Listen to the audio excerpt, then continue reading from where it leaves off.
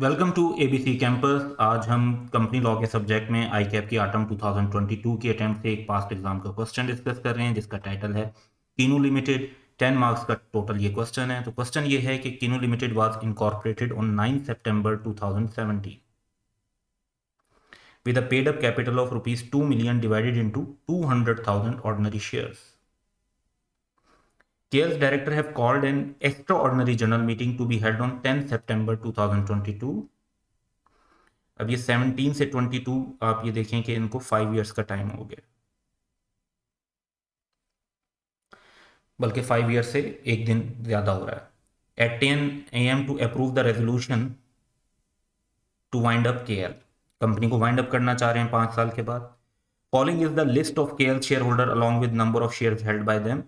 तो 200,000 total shares हैं और उसमें से डिफरेंट शेयर होल्डिंग्स हमारे सामने हैं। 20,000 ये 10% बनेगी, 30,000 15%, 40,000 20%, 25% or 30%. It is expected that Anas Dilawar and Isa would not be able to attend the EOGM.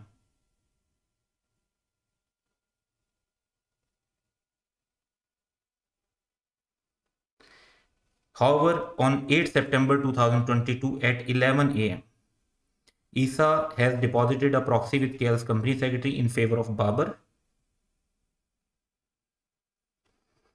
Isa and Babar would cast vote against the resolution. Isa और बाबर दोनों चाहते हैं कि रेजोल्यूशन के अगेंस्ट वोट दें।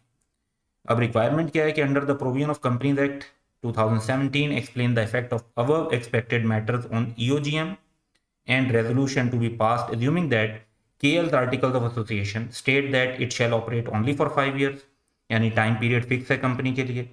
फिर तो ऑर्डिनरी रेजोल्यूशन चाहिए होगी। और दूसरा ऑप्शन है कि is silent with regard to its duration of operation. ऐसी सिचुएशन में स्पेशल रेजोल्यूशन चाहिए होगी। तो रिस्पेक्टिवली हम इन दोनों आइटम्स को कंसीडर करते हैं। सबसे पहले हम पार्ट ए के अंदर इस चीज को देखते हैं कि इफेक्ट ऑन ईओजीएम क्या होगा। पहली बात तो ये कि ये एक अनलिस्टेड कंपनी है। ये बात हमें ऐसे पता चल रही है कि अगर ये लिस्टेड कंपनी होती तो इसमें कम से कम जो है वो 7 डायरेक्टर्स होते, मेंबर्स की तादाद ज़्यादा होती। तो यहाँ पर सिर्फ 5 शेयर होल्डर्स हैं, विच रिफ्लेक्ट्स कि ये पब्लिक कंपनी तो है लेकिन पब्लिक अनलिस्टेड कंपनी है।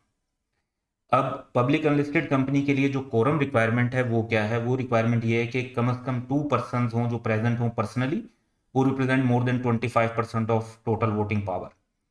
अनलेस के आर्टिकल्स जो हैं वो लार्जर नंबर रिक्वायर करते हो, जो कि क्वेश्चन में कुछ नहीं बताया हुआ। तो अब हमें ये देखना है कि अगर सिर्फ 2 लोग आते हैं विच इज बाबर एंड फिजा, क्योंकि उन्होंने कहा कि अनस, दिलावर और ईसा तो नहीं आ सकेंगे। तो बाबर की जो वोटिंग है वो 30,000 आउट ऑफ 200,000 शेयर, ये बनती है 15%। और फिजा की बनती है 60,000 डिवाइड बाई 200,000 शेयर्स, तो 45% शेयर इनके बनते हैं। ये 2 मेंबर्स का क्राइटेरिया भी पूरा हो रहा है और 25% का क्राइटेरिया भी पूरा। तो EGM proceeding would be valid क्योंकि 2 मेंबर्स भी हैं, बाबर और फिजा, और 45% उनके पास शेयर होल्डिंग है जो कि 25% से ज़्यादा बनती है। तो इसका मतलब है कि बाकी 3 मेंबर्स के ना आने से, उनकी नॉन प्रेजेंस से कोई फर्क नहीं पड़ेगा। अनस, दिलावर और ईसा अगर नहीं आ सकते तो ईओजीएम फिर भी वैलिडली जो है कंडक्ट की जा सकती है। अब हम इसके नेक्स्ट पॉइंट पर चलते हैं और अगला इशू है कि रेजोल्यूशन पर क्या इफेक्ट होगा।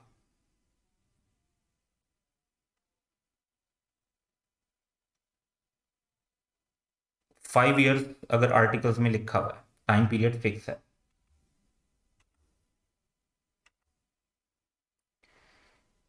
ऐसी सिचुएशन में जहां टाइम पीरियड फिक्स हो या कोई पर्टिकुलर पर्पस या इवेंट मेंशन हो कि इसके बाद कंपनी को डिसॉल्व किया जाएगा, तो फिर जो है फाइंडिंग अप के लिए सिर्फ ऑर्डिनरी रेजोल्यूशन की जरूरत होती है।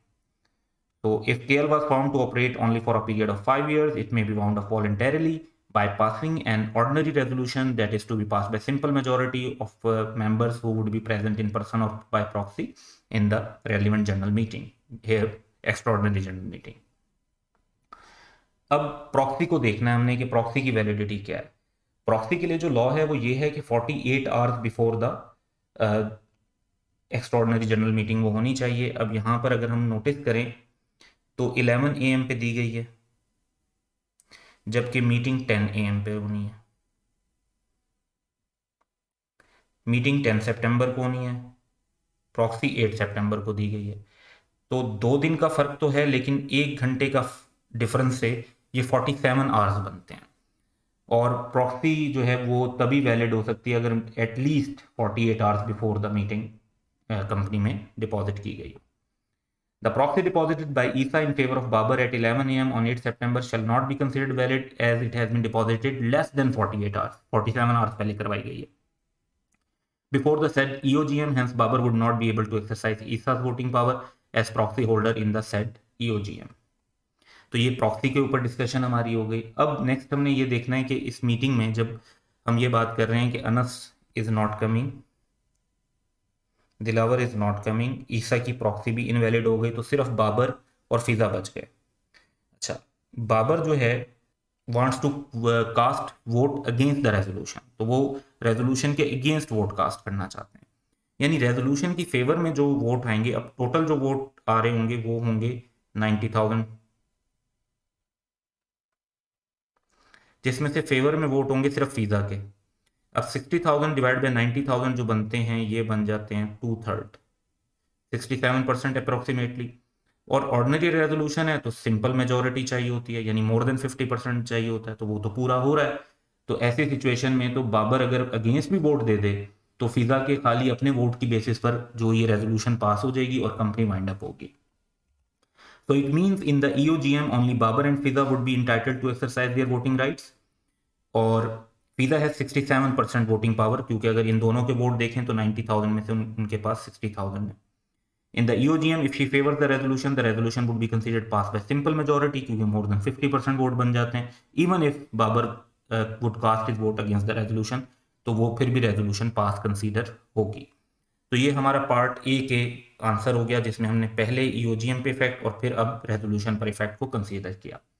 अब पार्ट बी की तरफ चलते हैं।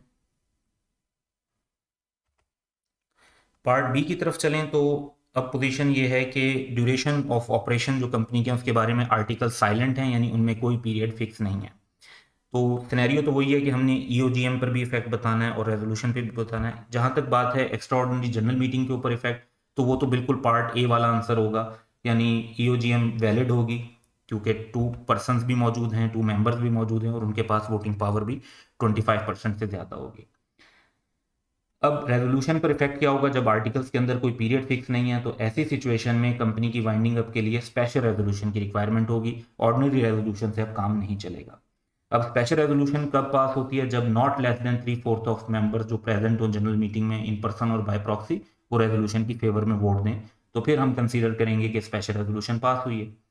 अब यहाँ पर वंस अगेन अगर हम बात करते हैं 3/4, तो 3/4 का मतलब तो हुआ 75%।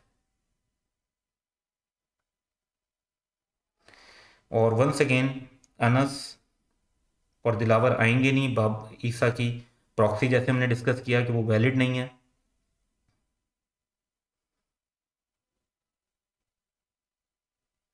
And Babar would cast vote against the resolution, Babar की तरफ से वोट नहीं आएगा, फिजा की तरफ से वोट आएंगे जो कि 67% बनते हैं।